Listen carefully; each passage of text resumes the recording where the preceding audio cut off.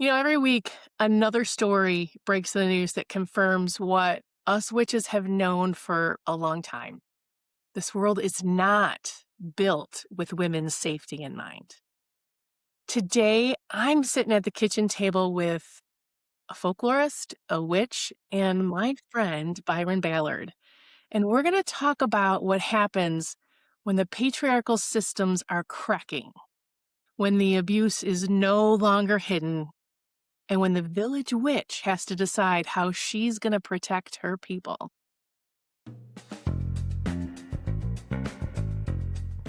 And thanks everybody for coming into another episode of Chats with Aunt Jackie. And I am here today with Byron Ballard, who is a friend and is somebody I so greatly respect.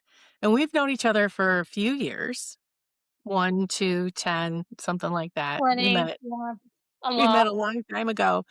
And I just got to tell you about Byron.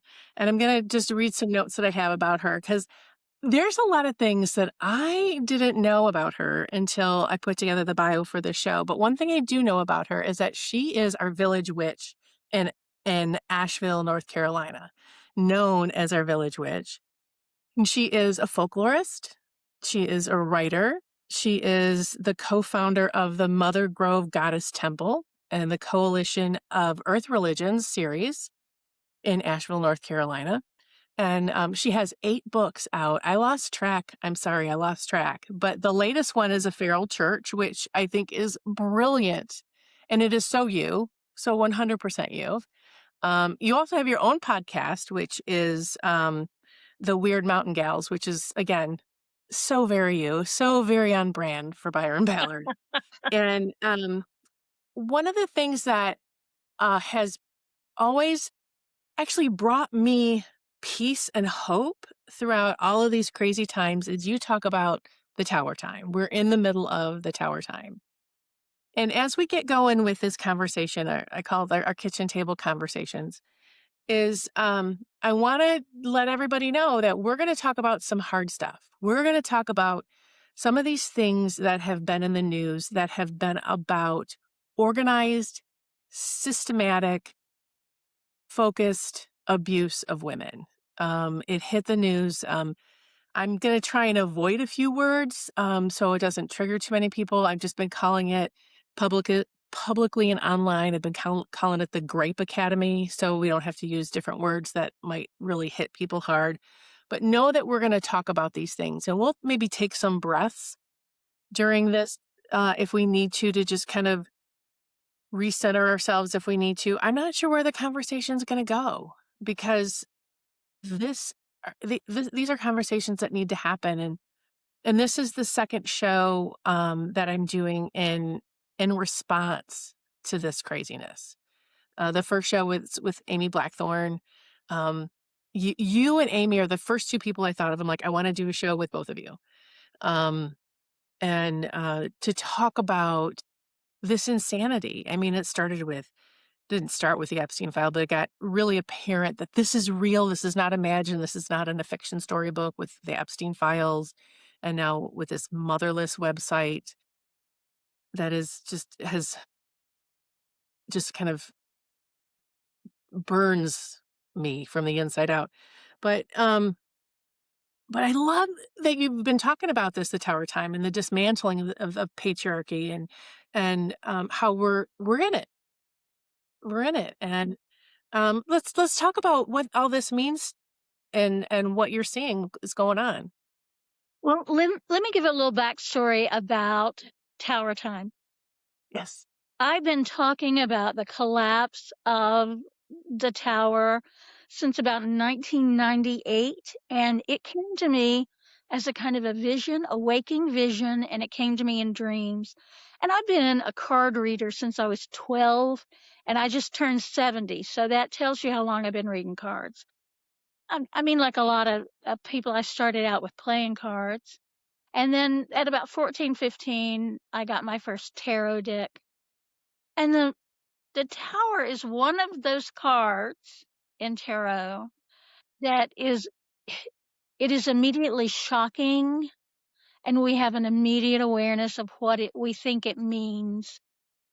But I kept thinking about we were coming into a period in our collective history where these top-down systems that we have relied on and been oppressed by literally for thousands of years were collapsing.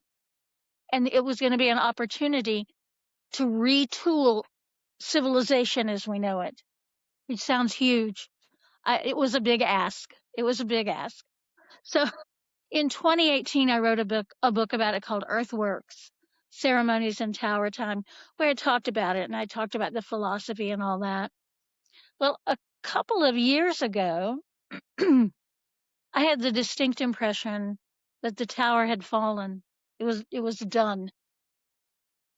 It initially would fall and recalibrate and fall and recalibrate, but the tower is down. And if we think about it in those tarot terms, we move from the tower, the next card is a star. So I believe that we are in the transitional period now between the tower and the star. And that means there is rubble to be cleaned up. There are big messes. There are systems to completely dismantle. There's some systems that have to just be retooled, but not many of those. Because that really is the seduction, is that we think, oh, well, it's not the system, that it's just a bad guy. You know, that guy on top of the system is a bad guy. And we're just going to replace him and then everything is going to be fine. But the problem isn't the people, the problem is the system. So we see the systems failing everywhere now. Every Yeah. system is failing. And it is incumbent on all of us who care to take the time to envision what a working system looks like. I was teaching at a women's conference and I said, what we really need are people who are systems analysts. And this woman raised her hand and she went, oh, that's what I did. That's my professional gig. I analyze systems. And I went, we need you because we need you to figure out the weak points. And she said, right. And then we figure out the weak points and then we strengthen them. And I went, no, we Yeah. figure out the weak points and we make them weaker so the whole thing falls down. And she went, well, I've never done it like that before. That'll be fun. So it's a lot of thinking, but it really is a lot of feeling. And and we know it's been going on literally for thousands of years that women are the first ism, misogyny is the first bane. And and when we can hold on to that, woman hating is so pervasive that we don't see it. Oh, we don't. And it's fascinating when you see other women well, we're watching women on the national stage be women haters. Right. And Right. you're like, Wait, what? But What?" we also understand that after the thousands of years of patriarchy, that women have learned techniques and protocols that save them.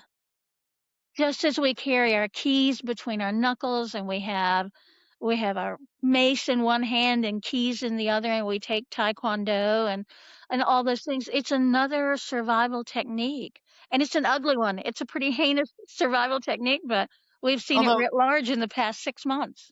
yeah, although Amy would get mad at me if I don't say, "Don't carry your keys in your knuckles because that's how you hurt yourself," and that people get too close. Instead, carry them on a lanyard and kinda whip it around. Um, so as a security expert that she is, Amy Blackthorne in our last show said, "Don't hold them in your knuckles," 'cause Well, I I have to learned. say, I held them in my knuckles, and that's what saved me. Oh, okay, well, so different story, Yeah, because different I perspective. I I raced forward and aimed them towards his face. Okay. Yeah, but but Ugh, yes. I've had a I was having a very interesting conversation with my sister the other day, and we were talking about how when there is abuse in the family, even though it might be a couple of generations back, how that is almost like a ghost in the family that becomes almost like a curse in the family, even though there might not be abuse in the generation before you or in your generation, because it is a continual programming, it's a continual conditioning.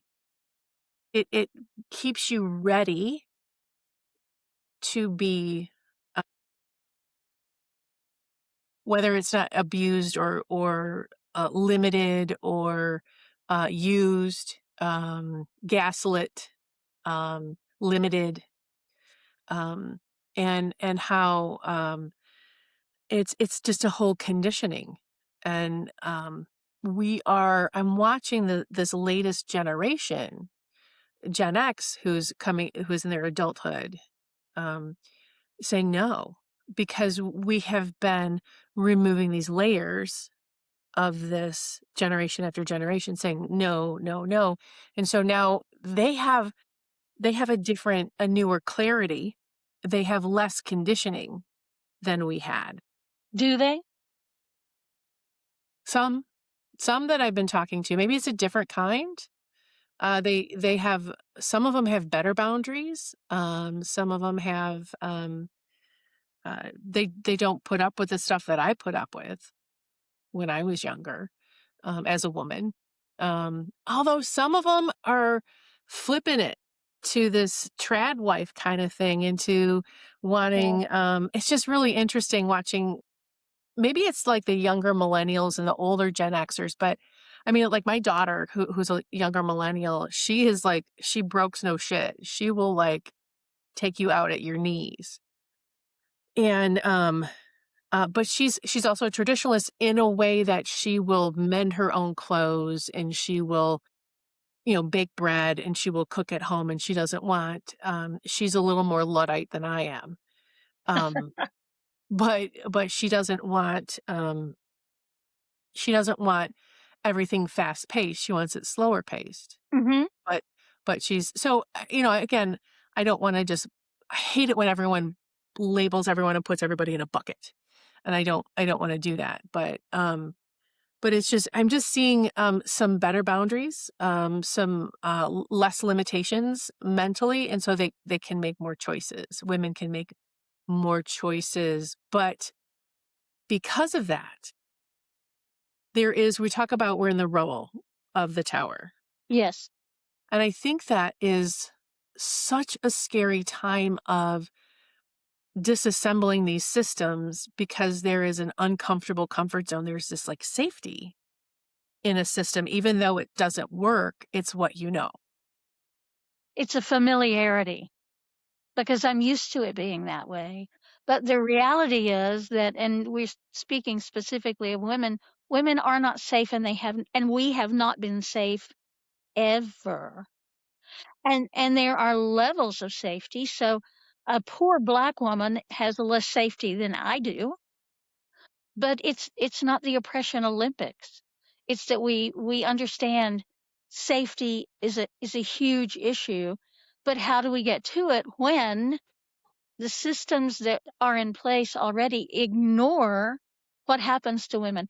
How many rape kits in any state are just stacked up in a room somewhere because, well, we just haven't had time really to get them? And my response always is, well, but it's just chicks, you know. We don't have to Right. worry about that. It's just women. I mean, it's not a big deal, is it? Look at the Epstein files. There's only one person in jail about it, and it's a woman. Exactly. Well, Look and at we the current administration. The only two people that have been fired are women. right, right, Making the fall for the man. exactly. And And we can track this back. Me Too, certainly the Me Too movement, which got a little bit of traction and then disappeared. It got absorbed into whatever absorbs that. And then, yes, frankly, I had a fantasy, which obviously was a fantasy, that when they got rid of Roe v. Wade, I thought it would be like the summer after George Floyd was murdered. I thought we'd be in the streets and we'd be burning down buildings and we would be protesting. And you know what happened? Nothing. thing. Nothing. I was my letter writing. I was going to the protests I could go to, and I'm like, well, where is everybody? Right. Where is, and the and we're also but it's also very systematic right now. They're doing this at a time when we are in an economic downturn bordering bordering on, I mean, in a recession, bordering on a depression, we're bordering it, right? So when you're trying to put the really expensive gas in your car and you're trying to put the really expensive food in your kitchen and not getting a raise, all these different things, keeping your job, it's hard to think about when you're going to go protest. And that's the point. Hmm. If the government, whatever government, can keep you off balance and Yes. fearful and anxious enough, then you're not going to have time to also write letters to your representatives or call your representatives because you have taken on a second job or a third job. Or if you're a parent, you already have a second and a third job. And here's where I think, okay, this is just my humble opinions, is that So don't make them humble. my crazy opinions, my internal conspiracy theories is that, um okay, pre-pandemic, we had actually more community, face-to-face community. Now our community has become virtual, but that also means that it is a little disposable. It is a little more come and go. I'll just get to it later. I'll watch the video later. Right. I'll come into the chat at 3 in the morning when I feel like it. Versus a face-to-face community, it's like we're getting together at 7. There is no video later. And so unfortunately this is a what happened from it. But continuing to dismantle that community feeling. I did a couple of podcasts ago, I talked about my early witchy days, which were in the late 80s, early 90s, when we were like begging for community. We were like quietly getting together and finding, in people's living rooms or in people's farms, and just like we couldn't wait until we could see each other and compare notes because there weren't that many books, and swap books, and don't write in my margins, I wrote in my margins, and or like the book that had 7 different names in it because it kept being passed around. Yeah. um when it was a privilege to be able to find people, and then community grew, and it grew, and it grew. And so, and it has its tipping point, but I think that that's what is a missing piece right now. Whether we're talking about the magical community, whether we're talking about a political community, whether we're talking about a neighborhood. And listen, I stay in my house too, so I'm part of that problem. Um, so it's trying to rebuild that has been really hard because we were part of the tower. The community was part of the tower. Yeah. Um, and it's hard to come back out of your house. It is, and it's doubly hard when there is a new strain of COVID every year. And there are people saying, did you get your RSV shot? Did you get your flu shot? Because it's a particularly virulent flu this year. So we were hit with this plague of COVID. And once we had started to emerge from the worst of it, there's the realization that we will never be out of it. And that is triggering all the time on And we some never level. dealt with it. We never dealt with the emotional PTSD of it. I mean, we were all terrified for a year, 2 years. Um, it was terrifying, the daily count. It was terrifying. So we've got that piece in us right now. So now, and what happened, I think, is we lost some of our internal power. Is we turned it way down. We gave it away to the authority figures in our life Because of the because fear. because Because of of the fear. fear of somebody come save me. And And I'm watching that struggle to pull the power back across the board of like, I can't do that. I don't, and I'm watching that with how many people just drank the righteous Kool-Aid Yeah. on both sides, to be honest with you. I Yeah. mean, one side is way worse than the other, but the purity Kool-Aid. And we would see, like, in my community, and I think others, the sort of yoga culture that then became very anti-vax and whole milk, and so it was people that you kind of assumed would be a little woo-woo, and they went what we would think of as very Yeah, they right went all the way wing. around the circle. Yeah, They yeah. went so left, they went all the way around. Exactly, and that was, I mean, it was fascinating, but it was also a little scary. It's like, you are not you're not the stereotype I assumed you to be, which I think is actually good for us. Which is interesting. I was reading some reports about the psychology of it, the psychology of purity, of like this has to be pure enough, but how that just 100% ties into the psychological warfare that that happened in Germany in World War II and in Absolutely. Hitler's purity. And just whether you wanna talk about the purity of what you're eating or the purity of your thoughts or the purity of all these things, and I've never been, a teacher or a witch or a thought leader that's been about purity because guess what? Life is messy and dirty. I can be a reader and an advisor and a consultant and in this 30 minutes, and then 30 minutes later have my own personal breakdown. Right. But it's Well, about and how we're into soil and permaculture and manure and worm castings and all of that. So, yeah, the purity thing just, it shocks me. The other thing that's been shocking me is that I thought we were in a place now where we understood that all bodies are sacred and beautiful. And now you can just get Ozempic, and then you can be really thin and really thin, like very, very thin. And it's like, well, cool. Then that's what I want to be.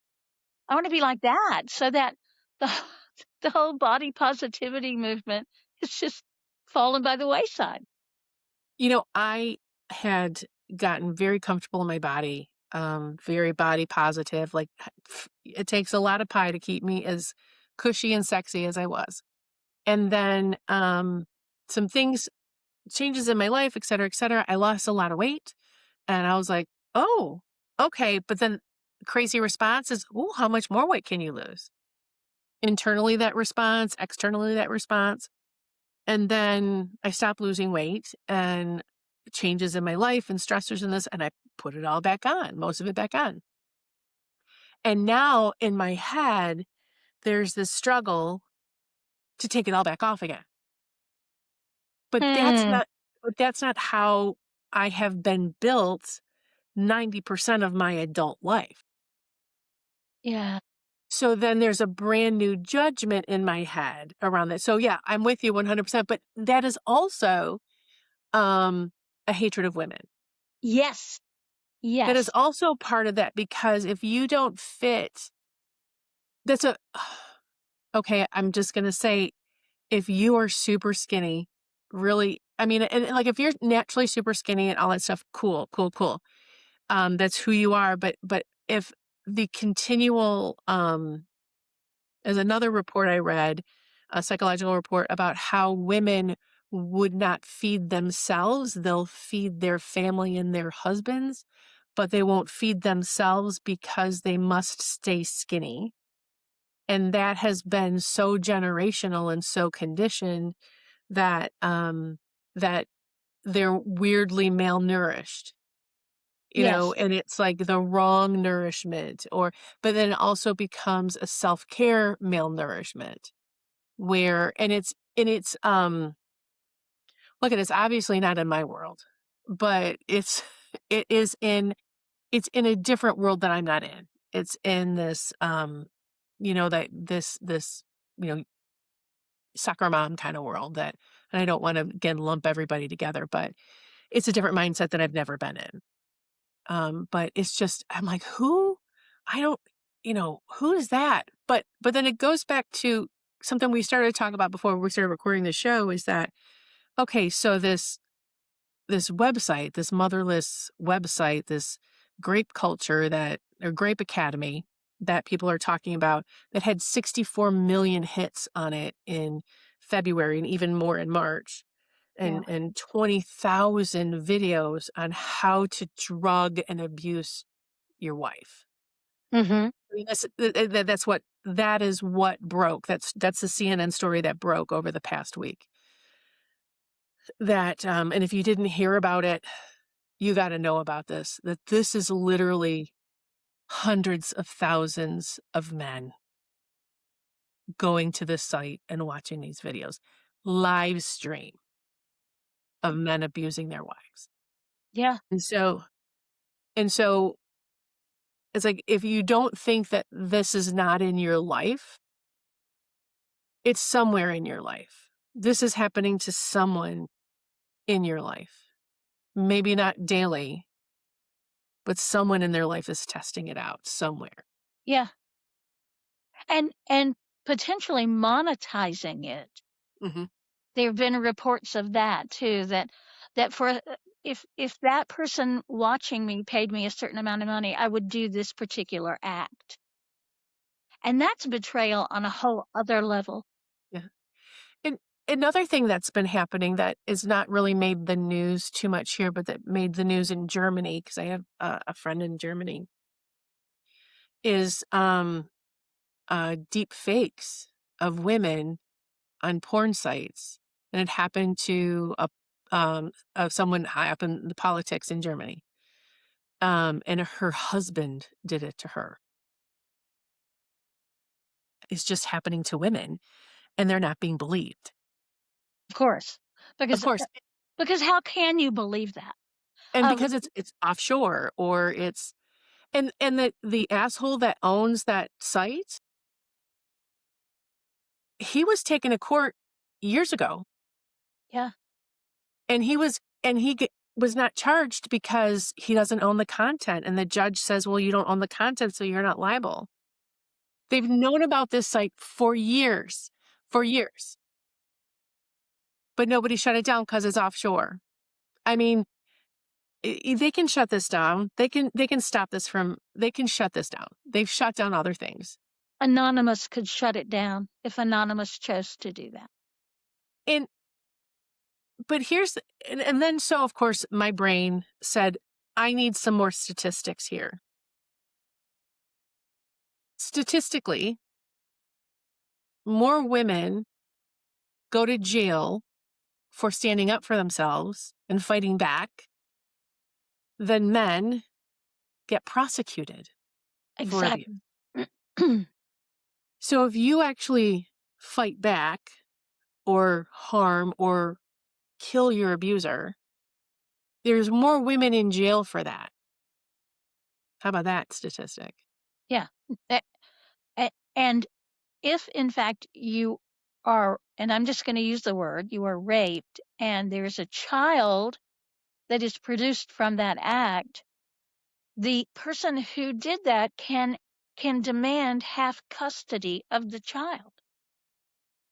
And those cases have happened all over where the victim is sharing custody of the child with the person who fostered the child on her through such a violent act. If we go back to, as powerful women in the magical world, as witches, let's start pulling back our powers. What are some of the ways we can start building our own protection and start pulling back our power? And I think one of the ways we can is reforming communities, finding our people to support Yeah. us. And This is what it, and we have to look at community not only as the people who live around you and the people with whom you are in contact through the internet, but we also have to look at the communities that are not the witch, pagan, whatever community. And how does that fit in with the permaculture community, which makes perfect sense?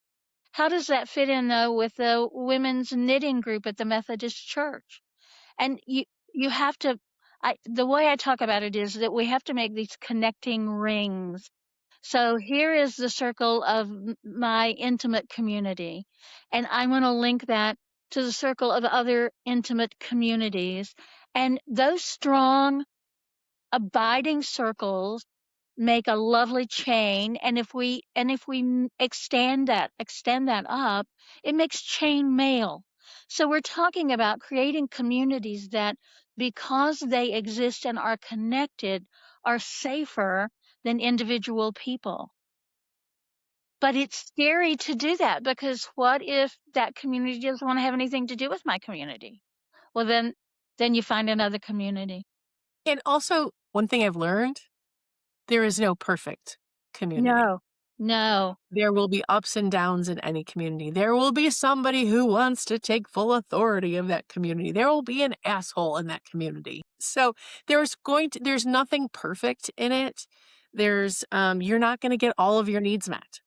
no, no, And so that's an idealism I know I came to communities with when I was in my 20s and my 30s, and got, my group of girlfriends, and like, I can't believe they are not everything to me, um, they're not supposed to be.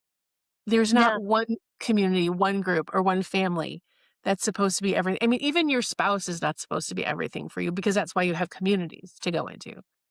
So, I've just learned nobody gets out of life without big damage. Nobody gets out of any group, relationship, anything without damage. So just know that nothing's going to be perfect.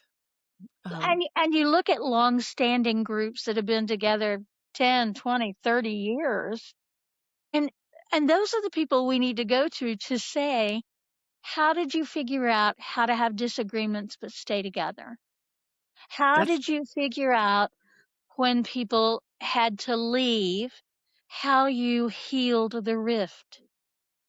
And we should go to those communities and say, we want to study how it is you are so long lived, because hmm that it's not an accident. Those people aren't perfect communities. They just figured out how to work through the stuff. right. Right. So before we wrap up the show, I want to talk about protection, because you are no stranger to that. Not with the books that you've written, my love. Uh, is there one thing, if you're not feeling safe and where you are in your world, is there um anything you want to talk about in the protection aspect of life and magic? Well, I love to stress for people, but specifically women, that we are none of us safe. And if we start from that as the baseline, to understand that, oh no, you're not trying to protect yourself to keep your safety, because you're not safe. So if you start with, I am not safe, then what are the things that you can do to enhance the safety you have? And some of those are magical and energetic things. So if I've said this once, I've said it a million times. If you will learn how to ground and shield yourself energetically, that will save you a world of pain. Now, whether those energetic shields actually protect you from the bad woo woo, there's no way we can prove that. But if you are now walking through the world and you are grounded, and your shoulders are back and your chin is up because you are grounded and you have your shields up and you are protected, that makes you less of a target in the actual physical world than otherwise. So whether that is that's a magical protection device, or it's simply confident people are less likely to be attacked than people who look like an easy target, whichever one that is, it still works either way. And I suggest to people that you have a a small and intimate nest of people that you can count on. Now, I got double Scorpio, so I don't trust really anybody about anything. But I know there are a handful of people that I can count on in when the going gets rough. and to count on them, to not be the Lone Ranger. Because so many of us have been hurt for so long. We have trusted people to do what they said they were going to do, and then they didn't. And they hurt our feelings. Well, maybe if we can learn to, if not trust, have a little faith, then we start to share out the work of protecting and honoring and building and tending community. Because community is the ultimate failsafe. If you have community around you, then you have people who are willing to go to bat for you. They are willing to stand with you in a circle and hold your hand in a scary place. But community, we can no longer be the Lone Ranger. We have to be the battalion of Amazons who Yes. fight shoulder to shoulder. I love that you said that because as you were saying this, I'm thinking to myself, the different friends that I've had, including my early days in my first marriage, whose partners pulled them away from their community, who continued to limit their access to their community. And that's a red flag. Yes, That that's the reddest of red flags. So if you find that you are being limited in your access to your friend circle, to your family circle, to your community circle, and that limit can sound like constant critique of them, complaining that you're never available to your partner because you're taking care of yourself and interacting with your community as part of taking care of yourself. yes, Um, any complaint that you're not accessible to that other person 24/7. And by the way, check yourself if you're doing that to your partner. Um, um, that's one of the reddest of red flags.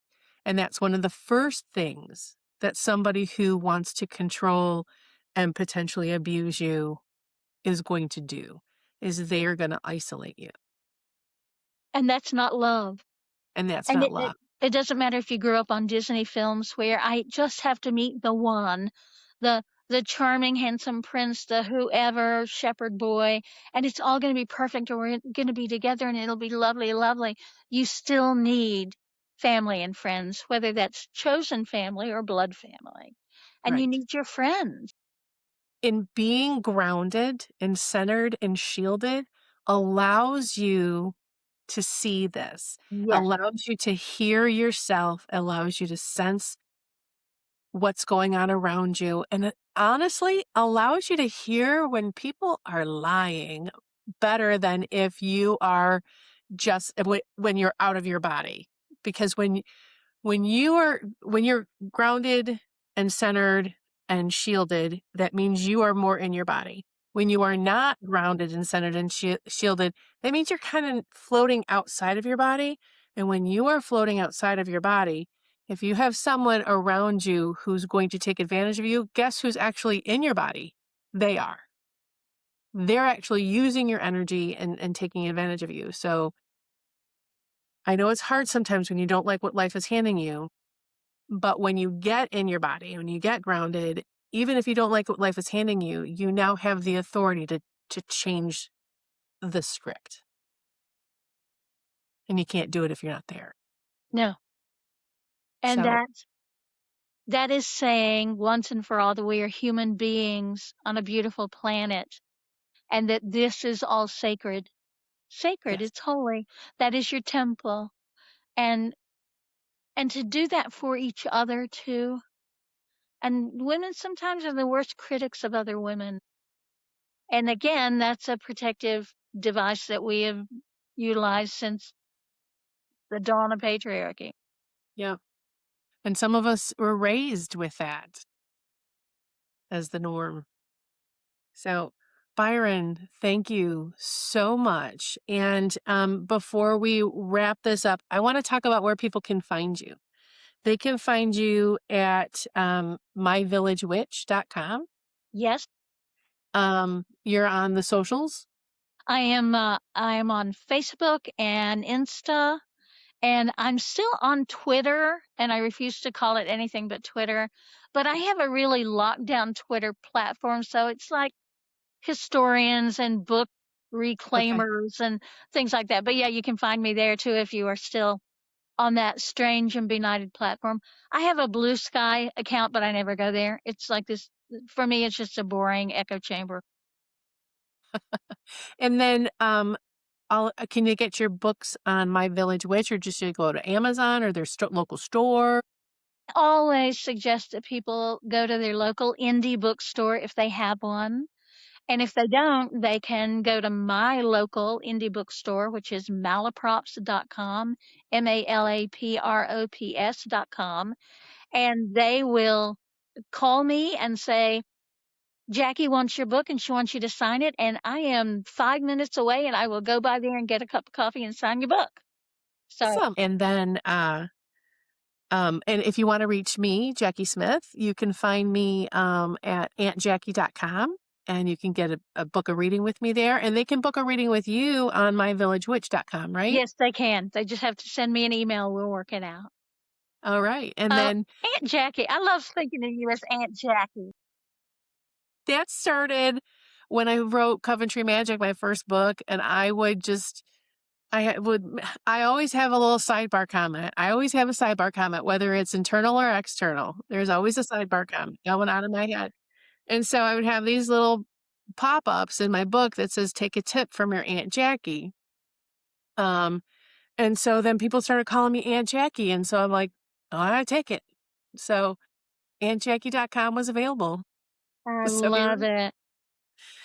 and yeah, so auntjackie.com, and find me there. And then please like and subscribe to this show, whether it's on YouTube or Spotify or Apple Podcasts is where you can find us. And oh, good news. I was just invited to be part of the Para X family. Yeah. So I'm going to be on Para Yay. X. So yeah, that to me that's a win. Hmm. I've been a guest on Para X shows a couple of times, and I'm really happy that the team who grabbed it and is doing it now, that's a good team. Excellent. And you Yeah, deserve so it. I thank you. love watching this transition for you. It's exciting. Yeah, it is, and I'm glad I'm doing this show because it's keeping me with everybody, and, I get to see your face. So, okay. Yeah. So we will, thank you for joining me on Chats with Aunt Jackie, and I will see you soon, and we'll see everybody next time around. So stay tuned, like and subscribe, and go see My Village Witch and spend time with Byron Ballard online. Mwah. Mwah. I'll talk to you soon. You too. Bye. Bye.